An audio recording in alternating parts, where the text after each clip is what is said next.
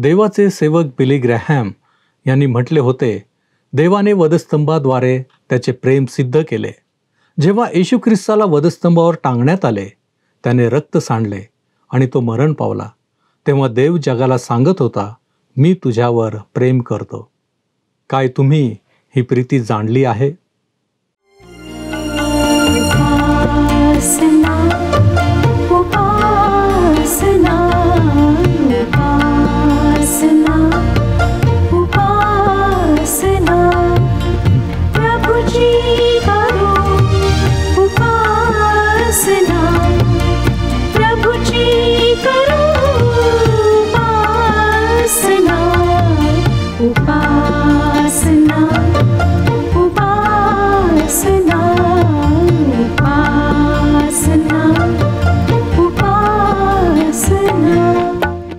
तारणाऱ्या प्रभू येशू ख्रिस्ताच्या दैवी नावात आपणा सर्वांस प्रेमपूर्वक सलाम.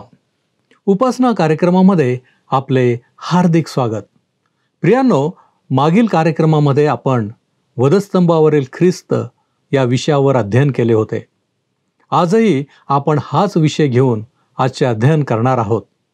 होय प्रियांनो, आज आपण 22वे स्तोत्र यातील काही वचने अभ्यासणार आहोत.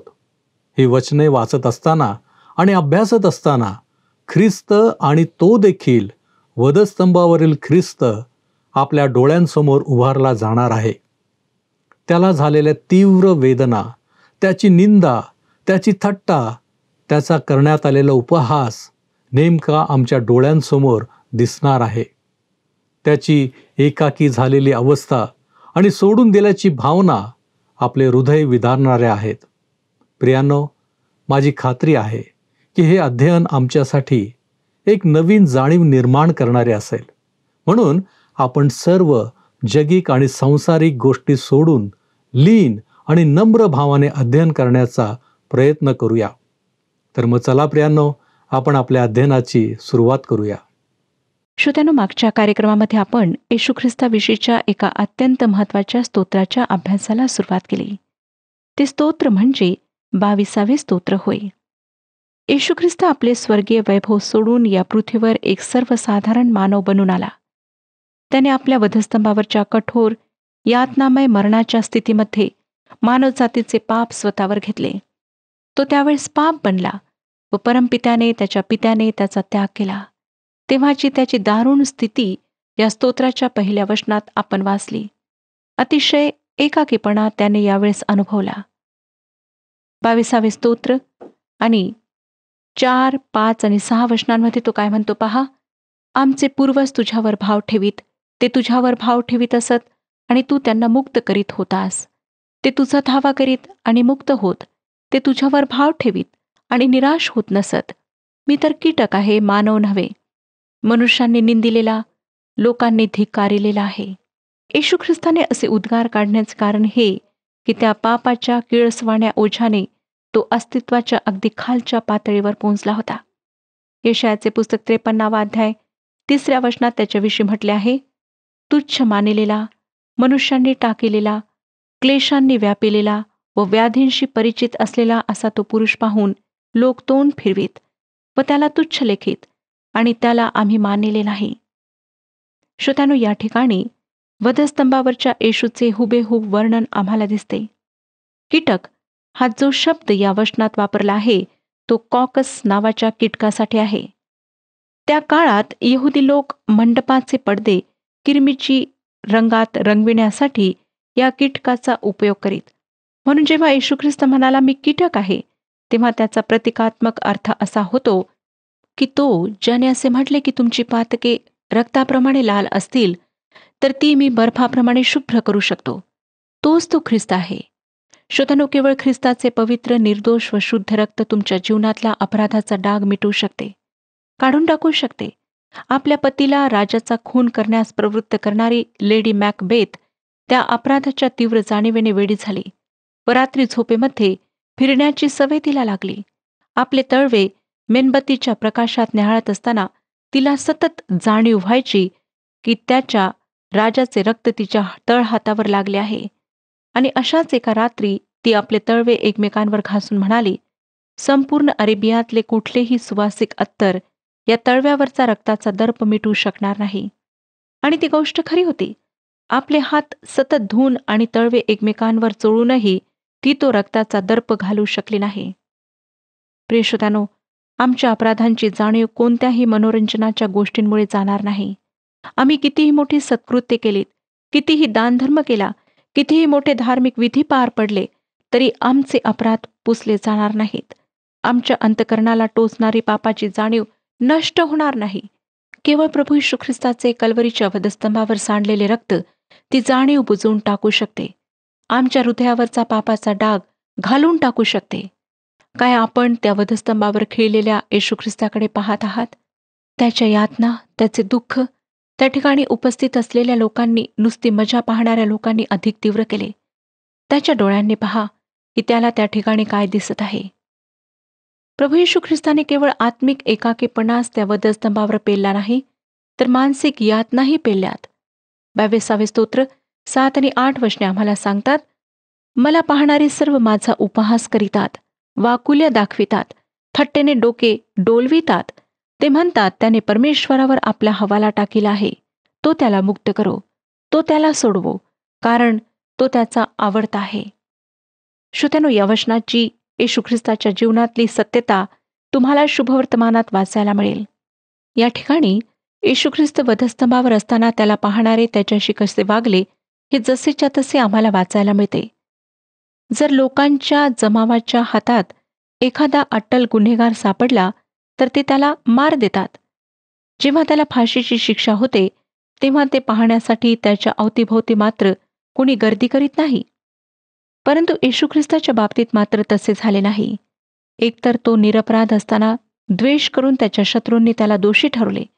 रोमी सरकारने त्याला वधस्तंभावरच्या मरणाची शिक्षा द्यावी अशी तजवीज केली आणि प्रत्यक्षात जेव्हा तो वधस्तंभावर टांगलेल्या स्थितीत होता तेव्हा त्यांनी त्याच्याकडे टक लावून पाहिले, त्याचा उपहास केला, त्याची टर उडविली.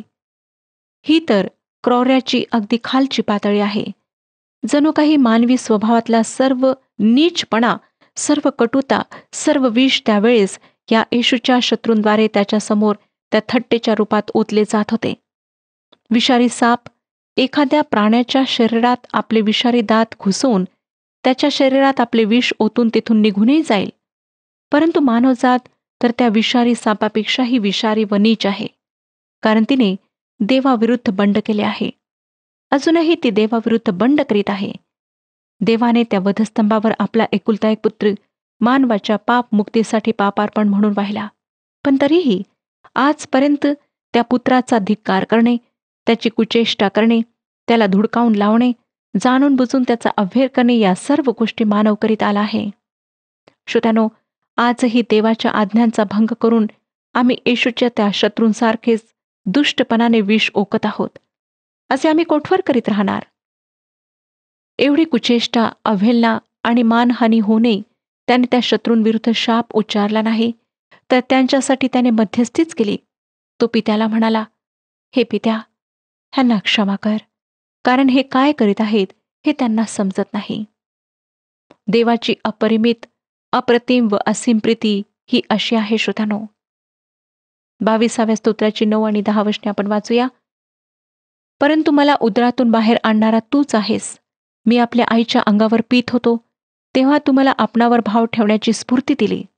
मी जन्मलो तेव्हापासून मला तुझ्या हाती सोपविलेले आहे. मातेच्या उदरातून बाहेर पडलो तेव्हापासून तूच माझा देव आहेस. श्रोत्यानो, देवाबरोबरचे नाते किती दृढ आहे हे जणू तो या ठिकाणी सांगत आहे. कदाचित यावेळेस त्या बिकट अवघडलेल्या स्थितीमध्ये असताना समोरच्या गर्दीमध्ये त्याला स्वतःच्या आईचे प्रेमळ, दुःखाश्रूंनी भरलेले डोळे दिसले असतील. मग पुन्हा त्याचे लक्ष त्याच्या शत्रूंकडे वेधल्या गेले असेल. 12वे वचन आम्हाला पुढे सांगते, पुष्कळ गोऱ्ह्यांनी मला वेढिले आहे, बाशानातील दांडग्या गोऱ्ह्यांनी मला घेरिले आहे. ज्या शिपायांनी त्याला वधस्तंभावर खेळले त्यांना त्याने बाशानाचे गोऱ्हे अशी उपमा दिली आहे. पुढे तो 13व्या वचनामध्ये म्हणतो, फाडून टाकणाऱ्या व गर्जना करणाऱ्या सिंहासारखे ते तोंड वासून माझ्यावर आले आहेत. त्या ठिकाणी तो रोमी शिपाई जे त्याला वधस्तंभावर खेळत होते त्यांच्याविषयी बोलत आहे. गर्जना करणाऱ्या सिंहाबरोबर त्यांची तुलना त्याने केली आहे. पुढे स्वतःविषयी बोलताना 14व्या वचनात तो काय म्हणतो पहा, मी पाण्यासारखा ओतला गेलो आहे, माझ्या हाडांचे सर्व सांधे ढिले झाले आहेत, माझे हृदय मेणासारखे झाले आहे, ते आतल्या आत वितळले आहे. दाविदाने हे स्तोत्र ख्रिस्त जन्माच्या 1000 वर्षे आधी लिहिले. त्यावेळेस रोमी साम्राज्य अस्तित्वात नव्हते आणि गुन्हेगाराला वधस्तंभावर खेळण्याची भयानक शिक्षा दाविदाच्या काळातली नाही, तर रोमी साम्राज्याच्या काळातली आहे. तरीही दाविदाने वधस्तंभावर खेळलेल्या येशूचे अचूक वर्णन या ठिकाणी केले आहे. स्तोत्रकर्ता म्हणतो, मी पाण्यासारखा ओतला गेलो आहे. हे तर भर उन्हामध्ये घाम व वेदना यांनी मरणासन्न स्थितीमध्ये पोहोचलेल्या माणसाचे चित्र आहे. पुढे तो म्हणतो, माझ्या हाडांचे सर्व सांधे ढिले झाले आहेत. श्रोत्यानो, त्याच्या हातापायात हातोडीने खिळे ठोकण्यात आले होते. डोक्यात काट्यांचा मुकुट घालण्यात आला होता.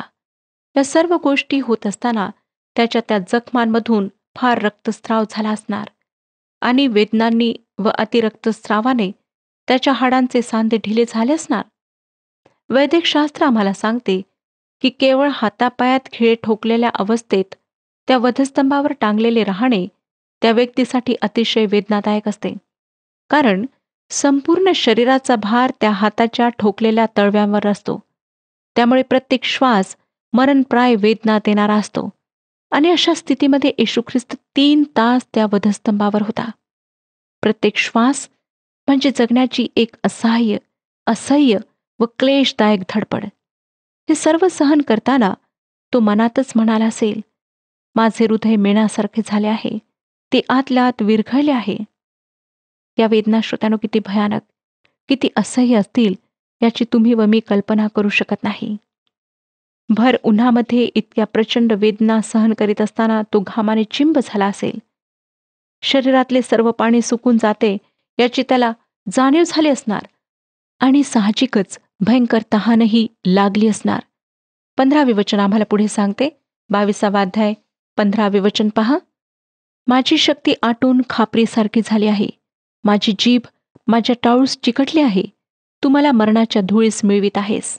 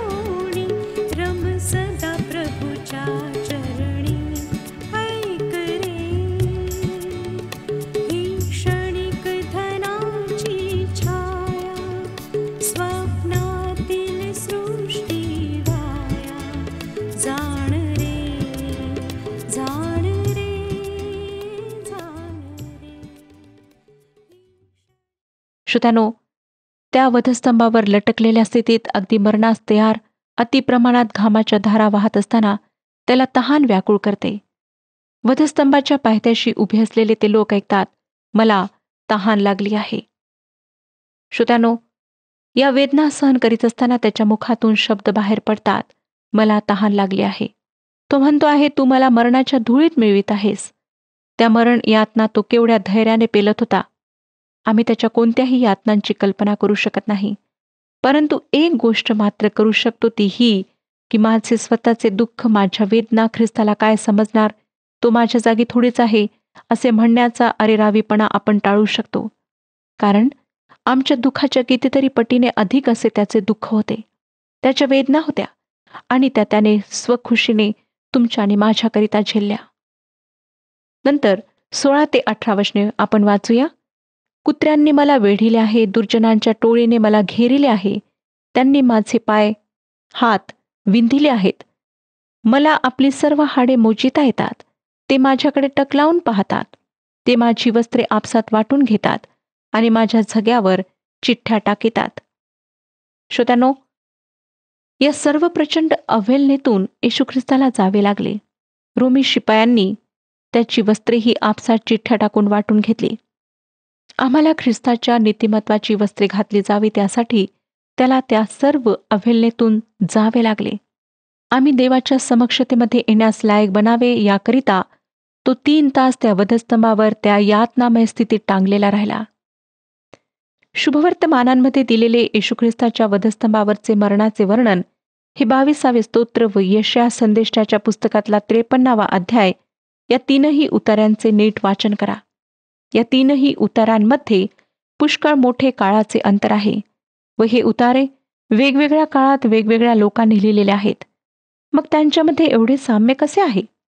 याचे कारण हे आहे श्रोत्यानो, की पवित्र शास्त्राचे हे सर्व लेखक पवित्र आत्म्याने प्रेरित झालेले होते. पवित्र आत्म्याने त्यांना वेगवेगळ्या प्रकारे प्रभू परमेश्वराची मानवजातीविषयी तारणाची योजना प्रकट केली आणि ती त्यांनी नोंदून ठेवली. आणि काळाची पूर्तता जेव्हा झाली, तेव्हा ती योजना येशू ख्रिस्ताच्या द्वारे पूर्ण झाली. प्रभू परमेश्वर आदी व अंत आहे. तो प्रारंभ व शेवट आहे आणि तो पुढे घडणाऱ्या गोष्टी आधीच विदित करतो, जेणेकरून त्याच्या लोकांनी त्या योजनांसाठी स्वतःची तयारी करावी. आणि त्याच्या मानवजातीसाठी असलेल्या सर्व योजना त्याने आपल्या सेवकांच्या द्वारे पवित्र शास्त्रामध्ये नोंदून ठेवलेल्या आहेत. त्याने त्या तुम्हाला व मला प्रगट केलेल्या आहेत. यशायाचे पुस्तक 46 अध्याय 8 ते 11 या वचनांमध्ये त्याच्याविषयी अनास्था बाळगणाऱ्या लोकांना धमकावून तो म्हणतो, अहो फितुरी लोकांनो, हे लक्षात आणून दृढ व्हा, हे ध्यानात वागवा. प्राचीन काळापासून घडलेल्या गतगोष्टी स्मरा आणि समजा की मीच देव आहे, दुसरा कोणी देव नव्हे, मज समान कोणीच नाही. मी आरंभीच शेवट कळवतो. होणाऱ्या गोष्टी घडण्यापूर्वी त्या मी प्राचीन काळापासून सांगत आलो आहे. माझा संकल्प सिद्ध होईल, माझा मनोरथ मी पूर्ण करीन. उगवतीकडून मी हिंस्र पक्षी बोलावतो, माझे कार्य साधणारा मी दूर देशाहून बोलावितो. मी बोलतो असे घडवूनही आणतो, मी योजितो ते शेवटास नेतो. प्रिय श्रोत्यांनो, हे शब्द साधारण मानवाचे नाहीत. ही खऱ्या व जिवंत व सामर्थ्यशाली प्रभू परमेश्वराची वाणी आहे. तिच्याकडे दुर्लक्ष करण्याचे मूर्ख धाडस मानवजातीने करू नये. कारण तो असेही म्हणाला, आज जर तुम्ही त्याची वाणी ऐकाल तर रानातल्या परीक्षेच्या दिवशी इस्रायली लोकांनी चिथावणी केल्याप्रमाणे आपली मने कठीण करू नका. तेथे तुमच्या वाडवडिलांनी कसोटीस लावून मला पारखिले व 40 वर्षे माझी कृत्ये पाहिली. त्यामुळे त्या पिढीला कंटाळून मी म्हणालो, हे सर्वदा भ्रांत मनाचे लोक आहेत. त्यांनी माझे मार्ग जाणिले नाहीत. त्याप्रमाणे मी रागाने शपथ वाहून म्हणालो, हे माझ्याबरोबर विसावा भोगावयाचे नाहीत. श्रोत्यांनो, तो विसावा परमेश्वराने दिलेला विसावा या पृथ्वीवरच्या तुमच्या वास्तव्यामध्ये तुमच्यासाठी दिलेले आहे. आणि दुःख, कष्ट व पाप यापासून दिलेला मृत्यूनंतरचा त्याच्या पवित्र समक्षतेमधला तो विसावा आहे. मला माहीत आहे की आज तुमच्यापैकी अनेकांनी आपली अंतकरणे येशू ख्रिस्ताविषयी कठीण केलेली आहेत. त्याच्या वधस्तंभाच्या पायथ्याशी त्याची कुशेष्टा करणाऱ्यांपैकी, त्याच्या तोंडावर थुंकणाऱ्यांपैकी तुम्ही एक आहात. तुम्ही त्या रोमी शिपायांपैकी एक आहात. परंतु आज तुम्हाला प्रभू पिता पवित्र आत्म्याच्याद्वारे मोठ्या कळकळीने सांगत आहे की मागे फिरा, आपले अंतकरणे देवाच्या पुत्राविषयी कठीण करू नका. युगानुयुगापासून देवाने सिद्ध केलेल्या योजनेला ठोकर मारू नका, नाहीतर तुम्ही न्यायाच्या दिवशी ठोकर खाल. तुम्ही परमेश्वराने तुमच्यासाठी सिद्ध केलेल्या विसाव्यामध्ये कधीच येऊ शकणार नाही. ही कदाचित तुम्हाला धमकी वाटेल, परंतु श्रोत्यानो, ही धमकी नाही. हे एक कळकळीचे आर्जवाचे सांगणे आहे. तुमच्या ख्रिस्ताकडे येण्याने आमच्या लोकांच्या संख्येत भर पडेल, म्हणून आम्ही तुम्हाला हे सांगत नाही. त्यात आमचा काही एक फायदा नाही. फक्त एकच होणार आहे की तुमच्या निर्माणकर्त्याशी ख्रिस्तामध्ये समेट होणार आहे. देवपित्याबरोबरचे तुमचे नाते सुरळीत होणार आहे आणि ख्रिस्ताने तुम्हाला कबूल केल्याप्रमाणे तुम्हाला तुमच्या दुःखांपासून, कष्टांपासून विसावा मिळणार आहे. प्रभू येशू ख्रिस्ताने मानव देह धारण करून त्या वधस्तंभावरचे लज्जास्पद मरण सोसले. त्याच्या मनातले त्यावेळेसचे विचार 22व्या स्तोत्रामध्ये प्रकट झालेले आहेत. आता आपण 19 ते 21 वचने वाचूया. तर तू हे परमेश्वरा मला अंतर देऊ नको. हे माझ्या सामर्थ्या, माझ्या साह्यासाठी त्वरा कर. तू माझा जीव तरवारीपासून सोडीव, कुत्र्याच्या पंजातून माझा प्राण सोडीव, सिंहाच्या जबड्यापासून मला वाचीव. रान बैलांनी मला शिंगावर घेतले असता तू माझा धावा ऐकला. श्रोत्यानो, या ठिकाणी तीव्रता व्यक्त करण्यासाठी शिंगाचे अनेक वचन मूळ हिब्रू भाषेमध्ये वापरण्यात आले आहे. ज्या वधस्तंभावर येशू ख्रिस्ताला खेळण्यात आले, तो वधस्तंभ आपण आज पाहतो तसा गुळगुळीत 2 पट्ट्यांचा बनवलेला असा नव्हता. तो एकाच लाकडाचा किंवा झाडाचा बनलेला ओबड-धोबड असा होता. वधस्तंभासाठी असलेला ग्रीक शब्द झुलॉन याचा अर्थ झाड किंवा वधस्तंभ असा होतो, म्हणजे एक लाकडाचा तुकडा म्हणता येईल.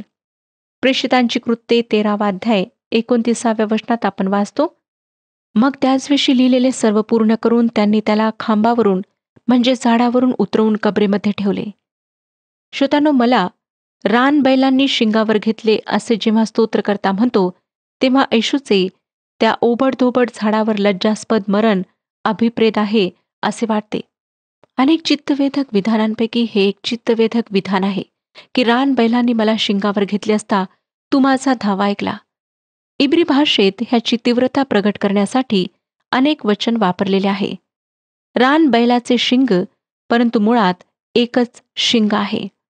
बरीच वर्षे असं मत होतं की रानबैल हा दंतकथेतील प्राणी आहे, परंतु आता नुकत्याच झालेल्या शोधावरून असं प्रकट झाले आहे की हा प्राणी हत्तीपेक्षा आकाराने लहान, पुष्कळसा गेंड्यासारखा असतो. कधीकधी त्याला जंगली बैल म्हणण्यात येते. दुष्ट आणि क्रूर ह्या प्राण्यांपैकी प्रत्येक प्राणी दुसऱ्यांना मारणारा होता. त्यांना एकच शिंग होते, त्यावरून त्यांची ओळख पटते. रानबैलांनी मला शिंगावर घेतले असता तू माझा धावा ऐकला असे म्हटले आहे. ही गोष्ट माझ्याकरिता फारच चित्तवेधक आहे, कारण ज्या वधस्तंभावर माझा ख्रिस्त टांगला गेला, तो वधस्तंभ ज्याप्रमाणे आज चांगल्या आकाराचा पॉलिश केलेला गुळगुळीत दाखवतात तसा वधस्तंभ नव्हता. कोठेही वधस्तंभाचे अशा प्रकारचे वर्णन नाही. इंग्रजी भाषेत जो क्रूस शब्द आहे, क्रॉस शब्द आहे, त्या शब्दाकरिता ग्रीक भाषेत 2 शब्द आहेत. एक आहे स्टॉरस. बऱ्याच ठिकाणी ह्या शब्दाचा उपयोग झालेला आपणाला आढळतो. मत्तेकृ शुभवर्तमान 27 अध्याय आणि 40व्या वचनात, अरे मंदिर मोडून 3 दिवसात बांधणाऱ्या, तू देवाचा पुत्र असलास तर स्वतःचा बचाव कर आणि वधस्तंभावरून खाली उतर. ह्या ठिकाणी स्टॉरस हा शब्द वापरलेला आहे. ह्याचा अर्थ आहे एक तुकडा. हे फार मनोवेधक आहे की पवित्र शास्त्र फार अचूक आहे, परंतु त्याला आमच्या विचारात किती गुंतागुंतीचे आम्ही केलेले आहे. पौलाने करिंथकरास पहिले पत्र 1 अध्याय 18व्या वचनात लिहिले, तेव्हा त्याने स्टॉरस शब्द उपयोगात आणला. तो म्हणतो, कारण ज्यांचा नाश होत आहे त्यांना वधस्तंभाविषयीचा संदेश मूर्खपणाचा आहे, पण ज्यांना तारण प्राप्त होत आहे अशा आपणास तो देवाचे सामर्थ्य असा आहे. दुसरा शब्द आहे झुलॉन, ज्याचे इंग्रजीमध्ये क्रूस किंवा झाड असे भाषांतर करण्यात आले आहे, ज्याचा अगदी सोप्या भाषेत अर्थ आहे लाकडाचा तुकडा. पौलाने सुद्धा ह्याच शब्दाचा प्रयोग केला. प्रेषितांची कृत्ये 13वा अध्याय आणि 29व्या वचनात आम्ही वाचतो की त्यांनी त्याला खांबावरून खाली काढून कबरेमध्ये ठेवले. ह्या ठिकाणी खांबाकरिता झुलॉन हा शब्द अर्थात झाड उपयोगात आणला आहे. श्रोत्यानो, ह्या 2 शब्दांविषयी अधिक माहिती आम्ही पुढच्या कार्यक्रमात पाहणार आहोत. म्हणून पुढच्या अध्ययनात अवश्य भाग घ्या. परमेश्वर आपणा सर्वांस आशीर्वाद देवो.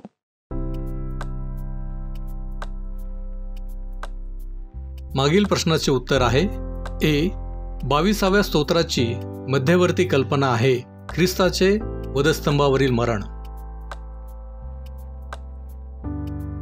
आजचा प्रश्न, मी तर कीटक आहे, मानव नव्हे, असे कोणासाठी म्हणण्यात आले?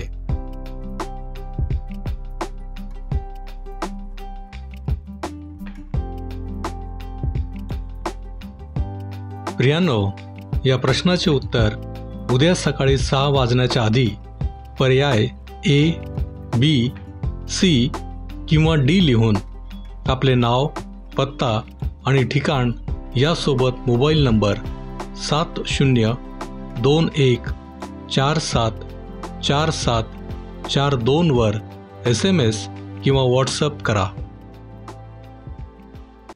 प्रियांनो, आपल्या कदाचित लक्षात आलेच असेल की ख्रिस्त जन्माच्या कित्येक वर्ष आधी दाविदाने वधस्तंभावरील येशूचे चित्र आपल्या 22व्या स्तोत्रामध्ये तंतोतंत रेखाटले होते. आजही आम्ही हे स्तोत्र वाचतो त्यावेळेस हुबेहूब सर्व गोष्टी आमच्याही डोळ्यांसमोर येतात. म्हणूनच प्रियांनो, देवाची महान योजना ख्रिस्ताद्वारे आमच्या पापांची क्षमा करणे ही व्यर्थ जाऊ देऊ नका. आपल्यामध्ये योग्य भावना, योग्य जाणीव निर्माण होऊ द्या आणि पापाच्या चिखलातून बाहेर पडण्यासाठी ख्रिस्ताच्या जवळ या. तारणारा म्हणून त्याचा अनुभव घ्या. आपल्या जीवनाच्या द्वारे त्याचे गौरव करा. आपण प्रार्थना करूया. ख्रिस्ताच्या द्वारे आमच्यावरती प्रीती करणाऱ्या आमच्या महान प्रेमळ परमेश्वरा, तुझ्या नावाला मी धन्यवाद देतो बापा. तुझे आम्ही आभार मानतो यासाठी की ख्रिस्ताची आणि आमची ओळख होऊ दिलेली आहेस. आज आम्ही जे स्तोत्र ज्याचं अध्ययन आम्ही केलेलं आहे त्या स्तोत्राद्वारे प्रभूजी आम्हाला वधस्तंभावरील ख्रिस्त दिसलेला आहे. होय प्रभूजी, तू आम्हासाठी काय काय केलेलं आहेस हे आम्ही पाहिलेलं आहे, जाणून घेतलेलं आहे. होय बापा, आणि म्हणूनच ज्या कारणासाठी तू वधस्तंभाचा मार्ग स्वीकारलास प्रभूजी, ते पाप आमच्यामधून निघून जाण्यासाठी, आम्ही अजूनही त्या पापामध्ये अडकून न राहण्यासाठी प्रभूजी तुझं साह्य आम्हाला हवं आहे. आम्हाला शुद्ध अंतःकरण हवं आहे आणि म्हणूनच प्रभूजी आम्ही आमचं लक्ष तुझ्याकडं लावलेलं आहे. प्रभूजी तू आम्हाला सहाय्य कर. तारणारा प्रभू येशू ख्रिस्त याच्या गोड आणि गौरवी नावात हे प्रार्थना करतो म्हणून तू ऐक. आमेन. आपला प्रभू व तारणारा येशू ख्रिस्त याच्या कृपेत व ज्ञानात वाढत जा. प्रभू तुम्हासह असो.